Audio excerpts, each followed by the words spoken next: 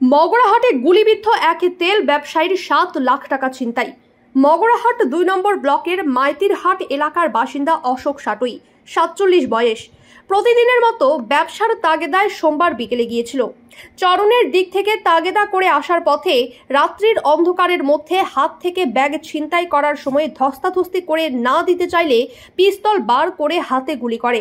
তারপর ব্যাগের মধ্যে থাকা 7 লক্ষ টাকা নিয়ে চম্পট হয়ে যায়। অশোক সাটুই জানান, বহুদিন থেকে ফলো নিয়েছিল আমাকে। গুলি করার পরেই অচৈতন্যভাবে পড়ে থাকে রাস্তার উপরে। সুখদেব বৈরাগী নামে এক যুবক সাইকেল নিয়ে আসার সময় ওই ব্যক্তিকে উদ্ধার করে মগরাহাট প্রাথমিক স্বাস্থ্য কেন্দ্রে নিয়ে আসে। তারপরেই ঘটনাস্থলে মগরাহাট থানার পুলিশ আসে। সবটাই শোনার পরে পুলিশ প্রশাসনের তরফ থেকে ওই ব্যক্তিকে খোঁজ খবর শুরু করেছে। মগরাহাট থানা থেকে সুখদেব বৈরাগী বললেন, ঘটনাটি ঘটে দিঘিরপাড় এলাকায়। ওনার অবস্থার অবনতি হলে তাকে ডায়মন্ড হারবার মহকুমা হাসপাতালে পাঠানো হয়। এ বিষয়ে তদন্তে নেমেছে মগরাহাট থানার পুলিশ।